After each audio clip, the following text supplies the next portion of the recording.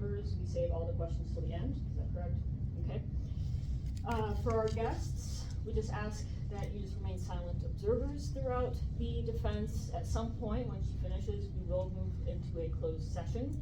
So we will ask you all to step out as a committee, including Courtney will ask you to step out as well, while the committee deliberates and discusses, and then we will then ask Courtney only to come back in. Okay? And without further ado, all of you.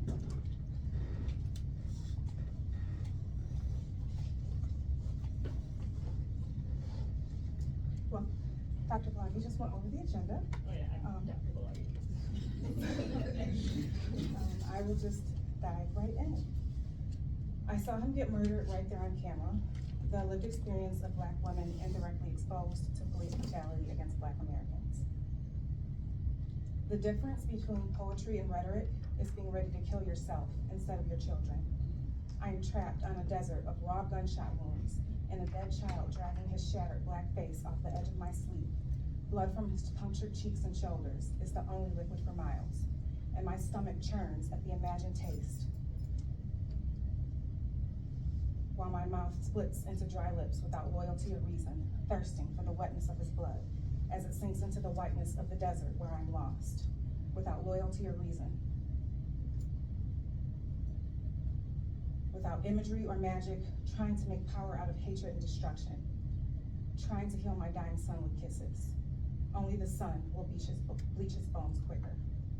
A policeman who shot down a 10-year-old in Queens stood over the boy with his cop shoes and childish blood, and a voice said, "Die, you little motherfucker," and there are tapes to prove it. At his trial, this policeman said in his own defense, "I didn't notice the size nor nothing else, only the cover." And there are tapes to prove that too. Today, that 37-year-old white man with 13 years of police forcing was set free by 11 white men who said they were satisfied justice had been done, and one Black woman who said they convinced me, meaning they had dragged her 4-foot 10-inch Black woman's brain over the hot coals of 4 centuries of white male approval until she let go. The first real power she ever had, and lined her own womb with cement to make a graveyard for our children. I have not been able to touch the destruction within me, but unless I learn to use the difference between poetry and rhetoric, my power too will run corrupt as poisonous mold, or lie limp and useless as an unconnected wire. And one day, I will take my teenage plug and connect it to the nearest socket, raping an 85-year-old white woman who was somebody's mother. And as I beat her senseless, a Greek chorus will be singing in 3/4 time. Poor thing, she never heard a soul. What beasts they are. Police brutality against Black Americans is a national epidemic, and each year, more than 300 Black Americans are killed by police. The largely publicized murders of Black people, such as Eric Garner, Michael Brown, and Breonna Taylor, demands public attention and cause awareness of the systemically and discriminatory practices in policing institutions. When America was first colonized, white Americans immediately benefited from institutional policies, laws, and unfair socioeconomic advances and inequalities. Policing, which has a history steeped in systemic racism and oppression, is a prime example of this. Slave patrols were developed as the first formal policing in the US and were created with the intention of establishing and maintaining control over enslaved Black people.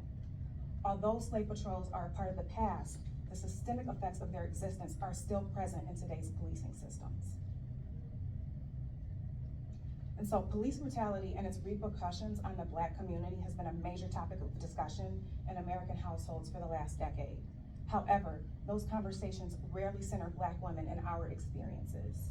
Black women are the most vulnerable category of women, and we're often and frequently stereotyped as promiscuous, hypersexual, aggressive, and even man-like.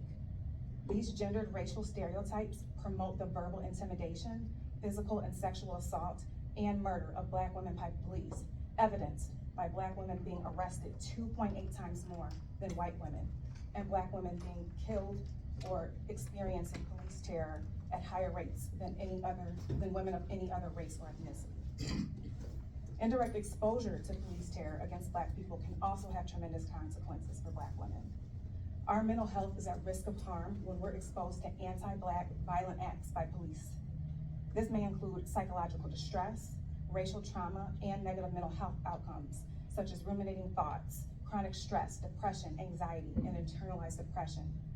In comparing the effects of indirect exposure on Black men, Black women scored significantly higher on anxiety and depression scales. This suggests that the intersectionality of being Black and being a woman exacerbates the effects of experiences with racism, discrimination, and oppression, even when experienced vicariously.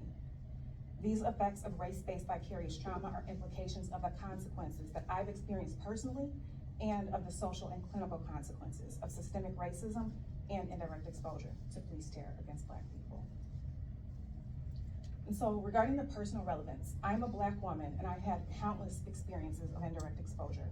The murders of Black people at the hands of police has constantly been in the media, and these images and sounds have consumed my mind, pushing me to embrace my race, reject white supremacist ideology, and incite change.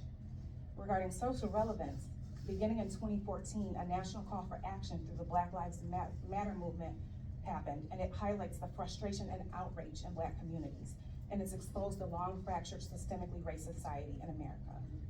By studying Black women's experiences of indirect exposure, we can deeply examine the social issues related to systemic gendered racism in policing, likely reducing fatal outcomes of Black people, decreasing white supremacist ideology in institutions, and increasing positive mental health outcomes for Black women. Regarding the clinical relevance, Black people have higher death rates and experience more physical injuries from police officers than any other race. As a result, Black women live in a general climate of fear due to anticipated police brutality against themselves, Black men, and Black children. Our experiences of indirect exposure frequently results in deleterious psychological symptoms such as hypervigilance, intrusive thoughts, and avoidance, and this can be characterized as vicarious traumatization. For psychologists to deeply understand and meet the needs of Black women, our experiences must be brought to the forefront of conversations. And to address these concerns, this study had two research questions. One, what is the lived experience of Black American women who've been indirectly exposed to police brutality against Black Americans? And two, how do Black American women respond to their experiences of indirect exposure to police brutality against Black Americans? The impulse to conduct an intuitive inquiry begins like a spark in the dark of winter, because this impulse to explore a topic claims the researcher's imagination, often in an unconscious and uncanny way. She cannot stop thinking about the topic. Almost everything seems to remind her of the topic in some way. A yearning begins to understand the topic fully. This yearning to understand is eros, love in pure form, because the intuitive inquirer wants to know her beloved topic fully. Those were the words written by intuitive inquiry developer Rosemary Anderson to capture the uniqueness of this approach. And this was the model that was used for this study. The intuitive inquiry model was used to amplify and validate the Black woman's common yet unspoken experience of indirect exposure to police terror against Black people.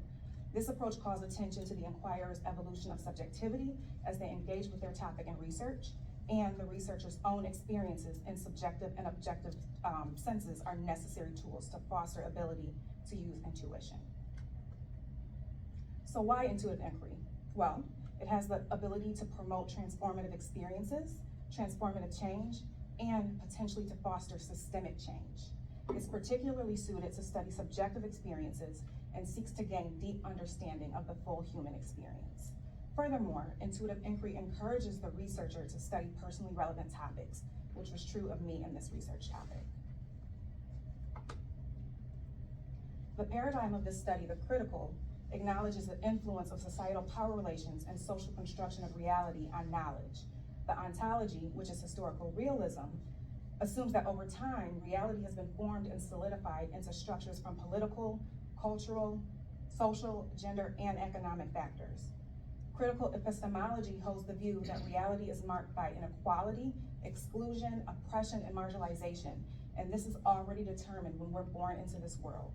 This reality is attacked through the critical paradigm, which posits that reality is changeable through human action and functions to foster emancipation and address marginalization and social injustice. Intuitive inquiry is heavily influenced by liberation and social movements. It uses a feminist theory as a framework to reduce the hierarchical relationship while facilitating trust and disclosure from the co-researchers. I also integrated Black feminist theory to analyze the ways that Black women's psychological well-being is affected by sociocultural and systemic factors at the macro, meso, and micro levels due to intersections of gender, race, social class, and gender sexual orientation. Phenomenology of the lived body is also integrated into intuitive inquiry. It seeks to fully understand how experiences lived in the body pertain to human knowledge and understanding of the world. It's common for racial minorities, including Black Americans, to be apprehensive of the intentions of researchers. Black Americans have reported general fear and mistrust of researchers and medical professionals. To address this barrier, I identified my racial and gender identities on the recruitment flyers. Co-researchers recruited through various methods, including social media posts, emails to listservs, and posted flyers. All potential co-researchers who reached out to me met the inclusion and exclusion criteria, which can be seen here on the recruitment flyer. The sampling strategy followed the phenomenological approach and required all co-researchers to have experienced the phenomenon being researched. Given the depth of information that's obtained from each co-researcher, the goal of intuitive inquiries is to illuminate the specifics as opposed to generalizing information. Therefore, 8 Black women were recruited and interviewed, at which point the study had reached data saturation. The interviews followed a semi-structured approach using Joshlson's relational approach and a trauma-informed framework. This allowed me to use dialogue as a knowledge-producing agent and gave me leeway to follow up on what I saw intuitively as important to the co-researchers. At the end of each interview, I asked the co-researchers to reflect on what stood out to them, and I also provided them with resources to access mental health services in case they experienced any distress following the interview. No personal information was collected during the process, and co-researchers provided pseudonyms to maintain confidentiality. Co-researchers were also informed that the study was approved by the IRB. When discussing findings, it's important for the inquirer to establish credibility and trustworthiness. This study used space triangulation, member checking, and researcher transparency. Data was collected on the topic from different sites to obtain space triangulation, and co-researchers reported being recruited from various listservs, Facebook groups, and by word of mouth. During member checking, I provided results to the co-researchers to allow them to validate, add to, and engage with the interpretations of their interviews. They also reviewed the portrayal of their story and the themes that were derived from the stories, which facilitated the co-construction of research and knowledge, increasing credibility and authenticity. For research transparency, and to add to the richness and vigor of the study, I engaged with a researcher reflexivity journal. This allowed me to acknowledge my values, create transparency of the research process, and provide readers with insight into the constructed research outcomes. Intuitive inquiry involves identifying preliminary lenses and disclosing any personal assumptions and values about the research topic. The inquirer engages with their topic through an imaginal dialogue with a work of art and a set of literary or historical texts, and then clarifies their values and assumptions by expressing them as preliminary interpretive lenses. I regularly reflected on Audre Lorde's poem, Power, which is the poem that I began this presentation with. I then declared these 7 preliminary interpretive lenses. After declaring the lenses, I interviewed 8 individuals who identified as Black women. Their ages ranged from 23 to 58. They lived in Michigan, Pennsylvania, California, Oklahoma, and North Carolina. And their occupations included a pharmacy technician, a juvenile justice worker, students, therapists, a postdoctoral fellow, and a retired healthcare administrator. I analyzed the data using thematic content analysis. This was useful for this study due to its power and flexibility and appropriateness for gaining an understanding of full human experiences. This process also granted me the opportunity to return to previous steps of analyzing data when new themes emerged. When becoming familiar with the data, I read and reread the interview transcripts and made notes of my early intuitions. I used coding to segment data and develop themes that captured interesting or significant information. The final interpretive lenses were derived by reviewing the preliminary lenses, extracting descriptive words and salient quotes, and evaluating for themes. As I continued engaging with the data, the themes went through 4 revisions, which can be seen here. And these revisions were to ensure that the co-researchers were not pathologized and that the language was following the study's Black feminist lens. The aim was also to identify final interpretive lenses that ensured the focus of the study were relevant to the research questions and were discussed by all 8 co-researchers. With the preliminary lenses in mind, my initial values, biases, and assumptions were illuminated and transformed into these 7 final interpretive lenses. Now, as I go through each lens, I want you all to just take a moment to read the direct quotes from the co-researchers. These are quotes that came directly from the interviews. The first 5 lenses related to the first research question.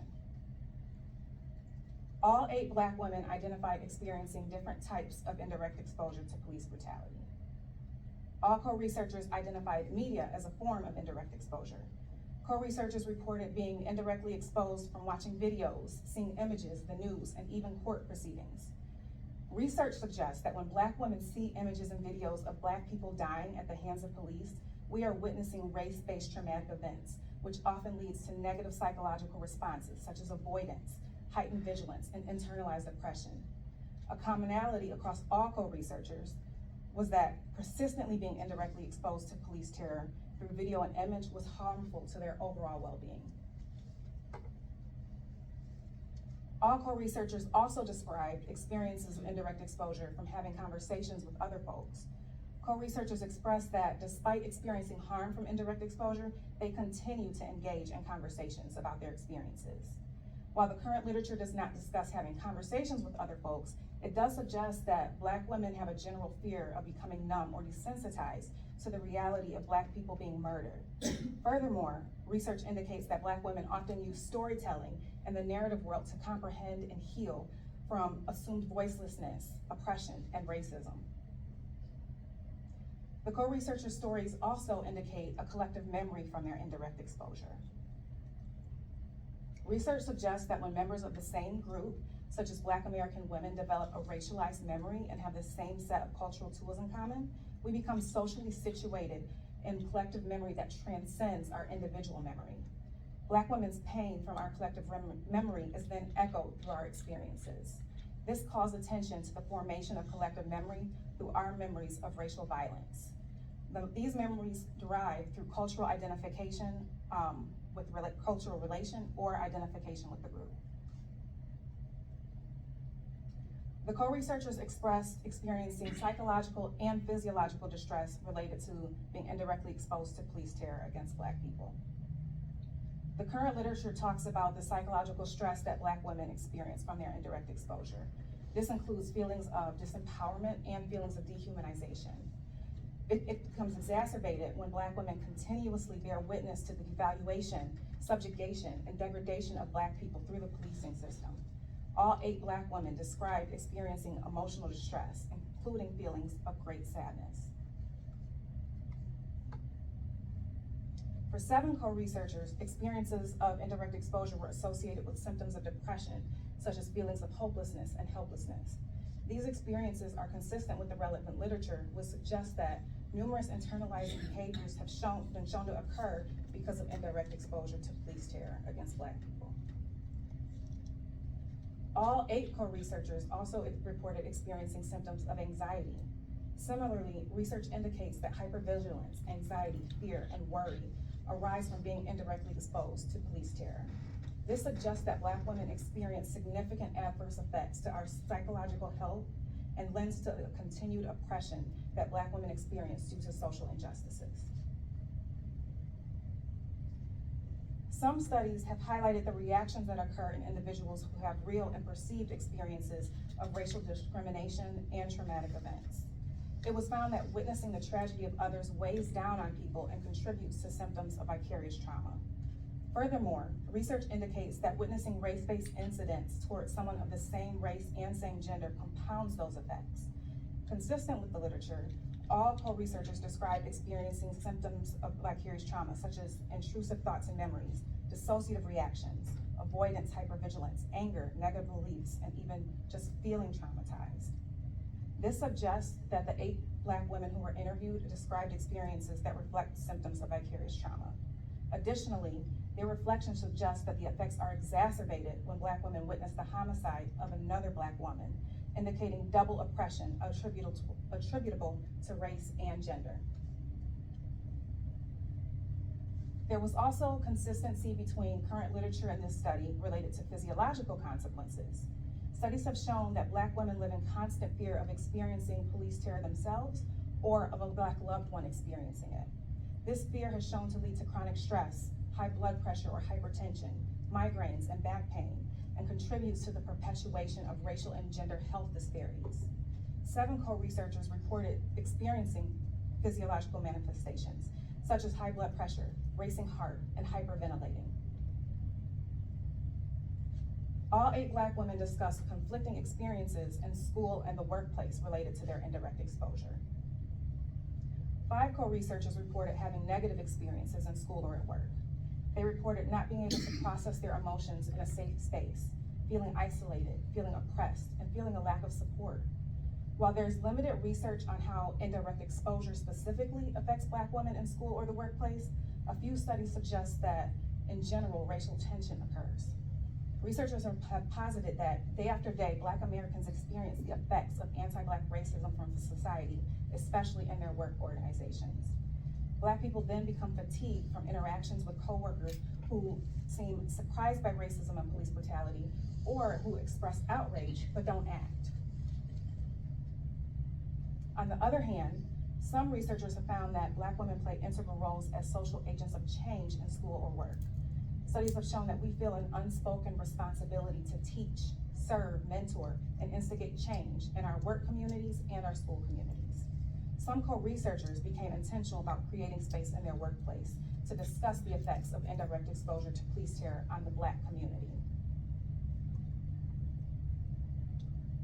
When analyzing perceptions of police brutality, it was surprising to learn that Black women have conflicting perceptions, especially pertaining to police brutality against Black men versus police brutality against Black women. All 8 Black women pointed to having beliefs that police brutality is a Black man problem. Co-researchers frequently discussed being indirectly exposed to police brutality in relation to their relationships with the Black men or Black boys in their lives. Scholars have also called attention to the fact that research and literature on police brutality against Black Americans is often framed from a Black masculinist lens and frequently centers the Black male experience. This is likely due to the disparity between media coverage and publicity of Black men being killed by police compared to the coverage of Black women being killed by police.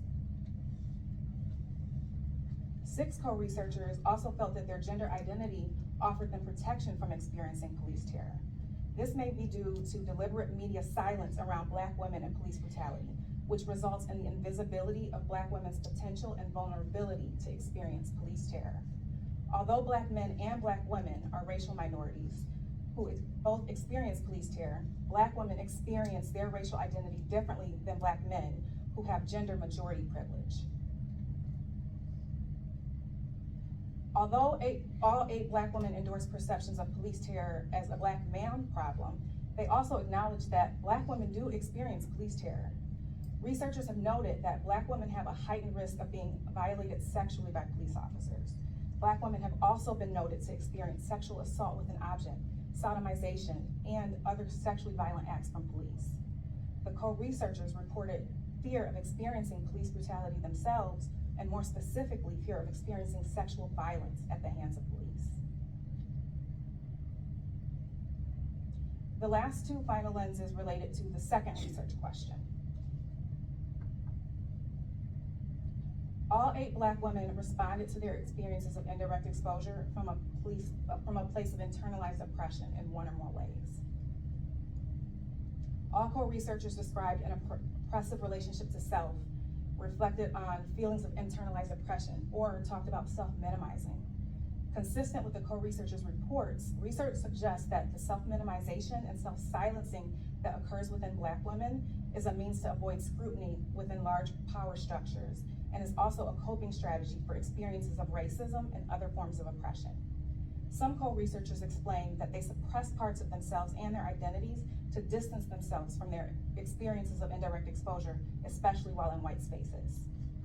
Research suggests that Black women experience gendered racialized hierarchies in white spaces due to our gender and race, subjecting us to at least two historically oppressed identities. 7 co-researchers describe feelings of oppression related to spirituality. While questioning one's faith can be a natural part of development or a typical response to traumatic experiences, Black women's wavering in their spiritual beliefs when related to indirect exposure is also reflective of internalized oppression. Police terror against Black people grants police officers and law enforcement agencies legal means to violate core moral values. These systemically racist practices are intended to maintain inequitable power structures through attacking Black women's sense of morality, sense of identity, and our relationship to spirituality. This power balance is sustained by minimizing Black women's connection to society and community, which is often fostered through our spirituality. Studies have shown that when discussing police terror against Black people, Black Americans have reported experiencing an assaulted sense of self, damage to the spirit, psyche, or soul, and internalized devaluation or voicelessness. Although the current literature addresses the negative effects to Black women's soul or spirit and the protective factors that spirituality and religion offers, it does not examine the oppression that Black women experience in our spiritual beliefs because of our indirect exposure. Although co-researchers have responded from places of internalized oppression, they have also responded from places of empowerment. Studies have shown that spirituality empowers Black women and promotes our well-being by providing us a sense of hope and comfort that a higher power will lead us through tough times. Black women have expressed the importance of spirituality and religion in our communities and use our faith as a tool to feel empowered and find our voices. All 8 Black women expressed empowerment through their spirituality in some way.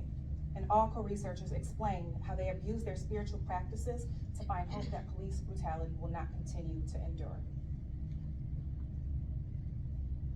6 co-researchers also empowered themselves.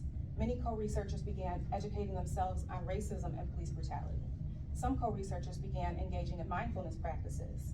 Research suggests that Black women feel empowered when we can redefine Black womanhood, employ forms of resistance, and experience liberation through controlling our own narratives. For many Black women, that process involves engaging in self-reflection, which we often find cathartic. We then challenge our own perceptions of what it actually means to be a Black woman in order to find value in oneself and sustain a positive self-image. Studies have also shown that Black women empower others through education and self-disclosure. Black women often feel empowered when we share space with other Black women who foster safety by authentically expressing their feelings, thoughts, and experiences. 6 co-researchers shared that empowering others through their stories and experiences was empowering. 5 co-researchers reported that they felt empowered by engaging in advocacy by protesting.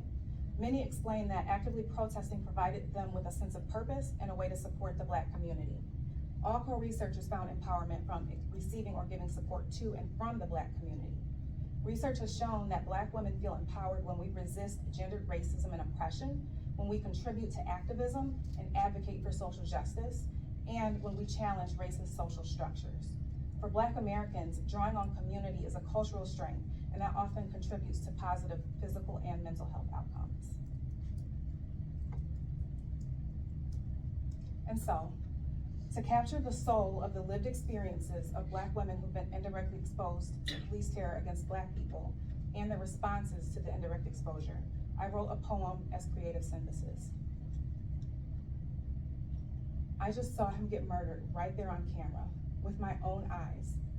That white cop murdered him right there on camera. My Black brother, my Black sister, did you see it?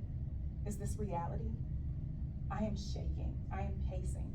We are not safe, we are not free. Tell your Black children, tell your Black husbands, they are not safe, they are not free.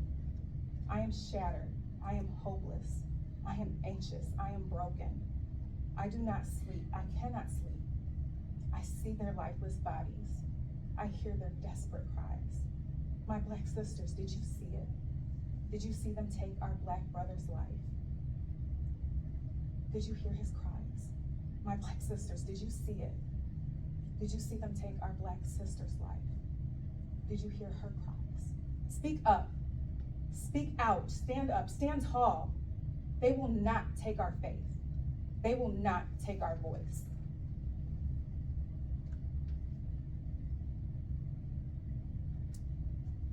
The limitations of the study includes racial and gender centrality, retrospective reporting, occupation in the mental health field, and age.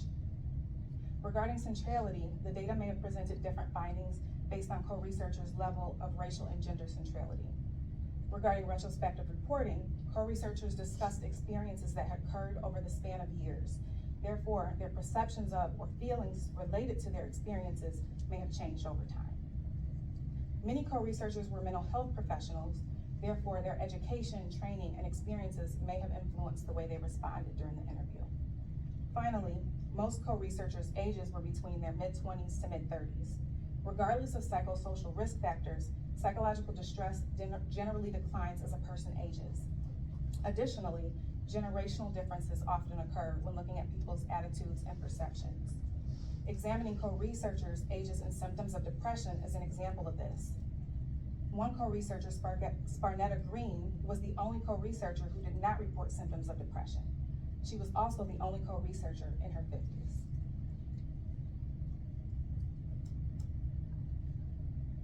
The use of the Black feminist lens enabled me to make implications for theory and practice and dive into the lived experiences of Black women with an emphasis on oppression, social constructs, and Black women's intersecting identities.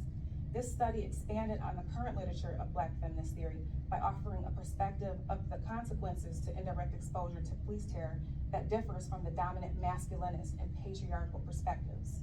Specifically, this inquiry addressed the silencing and invisibility that Black women experience in systemic structures such as law enforcement, education, and the media, which has historically been ignored in the literature. This nonconformist frame of reference provides insight into elevating Black women's voices and making our experiences visible.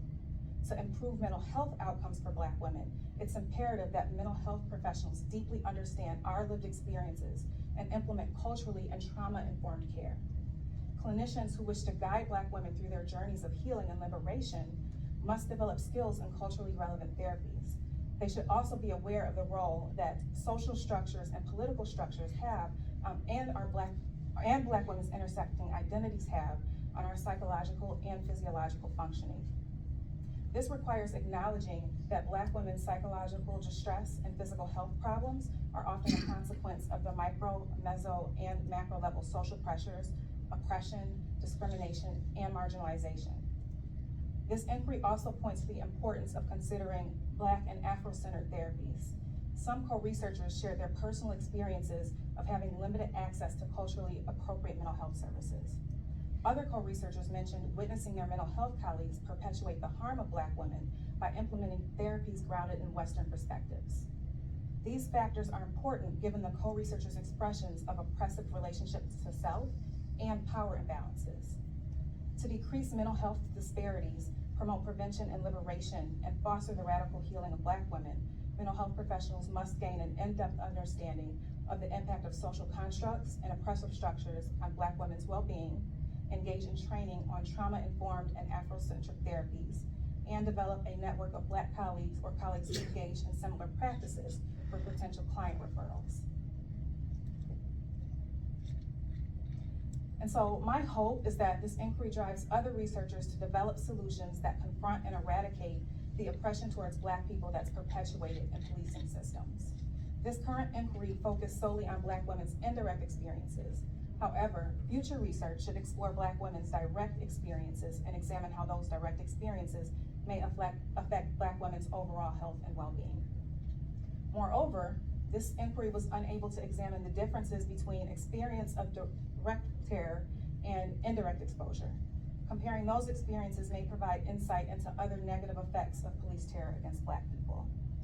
There's also a dearth of research on Black women's collective memory related to police brutality.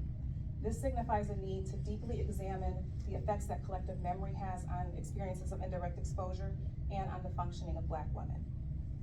Finally, while this study examined how experiences of indirect exposure were affected by Black women's race and gender, it did not address how the intersectionality of sexual orientation and class may influence our experiences. This is important because Black women are very diverse in sexual orientation, diverse in social class, socioeconomic status, and our centrality to each. And so in summary, the memories of collective violence, such as police terror against Black people, is associated with collective trauma, racial trauma, and vicarious trauma. 8 Black women shared their stories and described significant adverse effects, including physiological distress, psychological distress, and symptoms of vicarious trauma.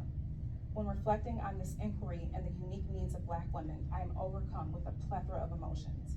This inquiry has indeed transformed me and my being. It has fostered love, hate, empathy, resentment, joy, dismay, and sadness. It has fostered unfettered anger. I've shared space with 8 brave and powerful Black women. I have been motivated, encouraged, and inspired. I have been deflated, and I've been energized. With all this inquiry has given me, I dare to beg for more. And although this inquiry fully captured the experience of 8 Black women who've had indirect exposure to police terror against Black people, this work has just begun. This inquiry is a short path on a much longer journey. It's a call to action for all psychologists and future psychologists to disrupt, confront, and annihilate oppressive structures and symptoms. I was moved to rally up.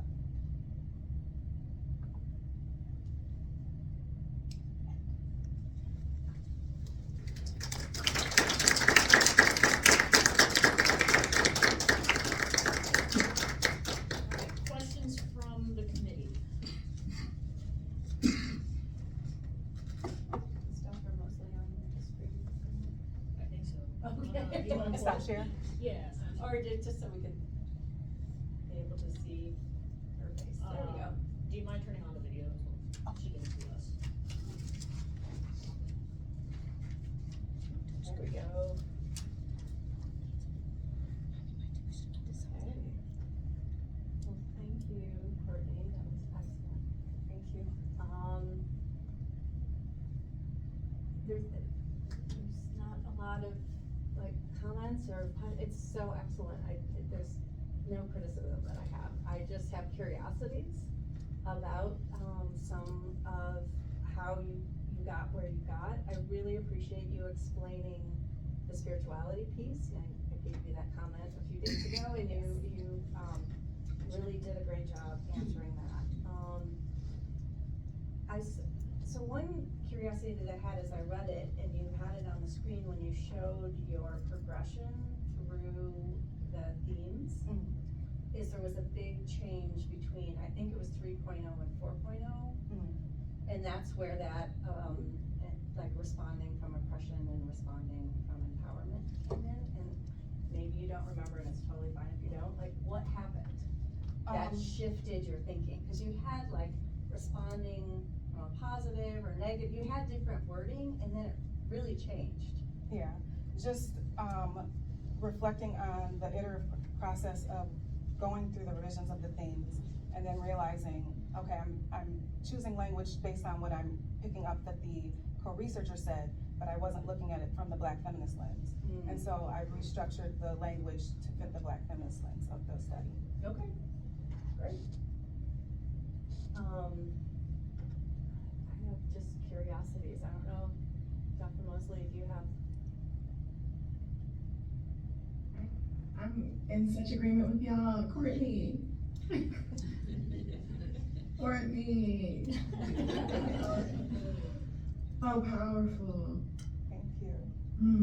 I'm still feeling the weight of it, even though I have been read it, but hearing you present it and read the poetry with it, and just to be with the quotes in a different way today, holding it all, and grateful for your work. I also just have curiosities. Where to start? Let's see. One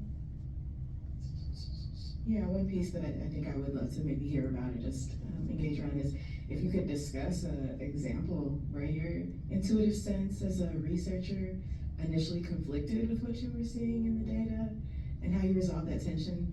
I really love your approach. I felt it worked so well, I can see the integration of Black feminist theory with your method in a way that led to these beautiful outcomes. But I was just, curious about that, specific moments where it helped you.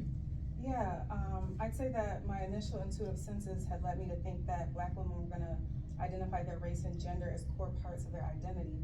So as I was sitting with them in these interviews and they were more focused on police brutality being a Black man issue, it was conflicting for me. There were moments where I remember sitting in an interview with one co-researcher and getting angry and like started wanting to become combative and pull out research and explain why it's not just a Black man problem, and having to stop and ground myself in the moment and remember, like, this is about her experience, this isn't about why I'm doing this research or what's coming up for me.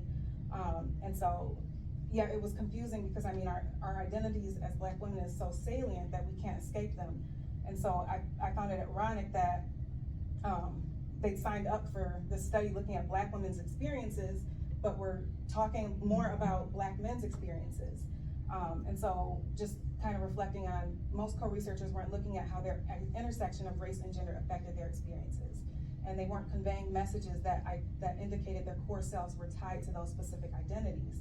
It was more like feeling an assault on part of the self because their community is hurting and being murdered, and just responding to that one part in that specific moment. And so I was kind of just able to resolve this tension by releasing my preconceived notions and what I expected to see and allowing the data to speak for itself. Hard and beautiful. Makes a lot of sense there. Yeah, I'm hoping for and thinking about the care work you're going to do for yourself after holding that, navigating that, being able to sit in that tension and allow their truths to be what you amplify in it while coming out with something that you know we need a consciousness level shift on so many levels. That's a lot to hold as a psychologist.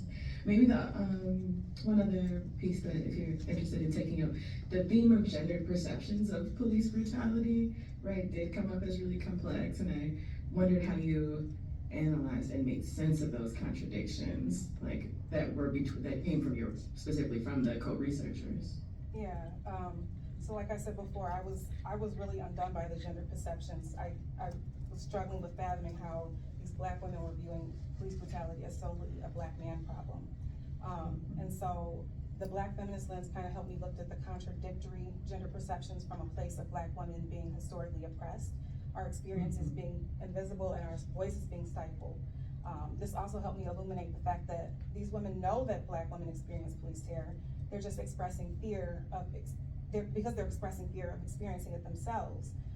But at the same time, focusing on Black husbands, Black brothers and boys, because that's the narrative that we're fed to maintain our oppression as women. Yes, thank you. Thank you. My only last note is not even a question, it's just after sitting in so many dissertations that I really wanted to just uplift the way you integrated your results and discussion in a way that was really just, I think, allowed us to leave this conversation with so much more. And I'm really looking forward to the places you'll take this research and this style of delivery with the creative and with that integration that was so seamless. So, well done. Thank you.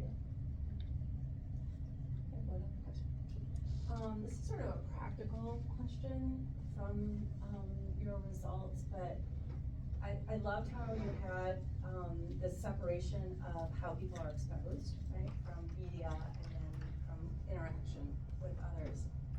And you had sort of part of the empowerment, you mentioned like Black Twitter, as well as, you know, focusing on others.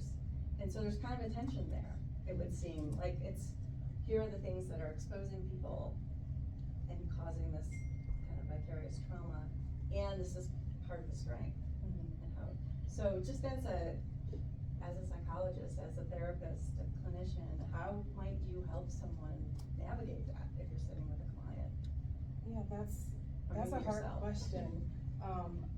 I was actually practicing presenting in front of one of my cohort members who couldn't be here today, and after I finished, she brought to my attention that how I talked about Black women use storytelling and narrative to heal. That was the whole process of this study. Black women sitting down with me and storytelling And it hadn't even dawned on me that maybe that they were coming to this to go do their own healing process. And so maybe bringing that up in the therapy room, like, yes, you're having these conversations with people about your experiences, about their experiences, about what you're seeing, and it's making you feel A, B, and C. And use that to empower yourself, use that to empower others. Just sitting here talking about it in the therapy room is a healing process. So, my question is kind of like twofold next steps kind of thing. So, as we saw, your participants were very courageous and vulnerable. They showed a lot of trust with you. So, and which was seen in these powerful quotes that you showed us today. So, any ideas on how you may use this research maybe to give back to the Black community? Yeah, well, we're presenting in March. I want to get this published. And also, so I'm planning on starting a nonprofit after I graduate, and I want it to be very community focused. I want it to focus on people with marginalized identities, and using this research to kind of inform treatment, using it to actually get out in the community for outreach and say, hey, this is what's going on, and this is what we're seeing, and this is how we can help. Really trying to get Afro-centered therapies out, like using the research. This has been shown effective when working with this population. This has been shown being effective with this population. And really just using that to try to foster change. Thank you. Any other questions or comments from the community? Okay, so we are gonna now move to a closed session. So Courtney, if you don't mind putting everyone in a breakout room, and if you all don't mind stepping out into the atrium, we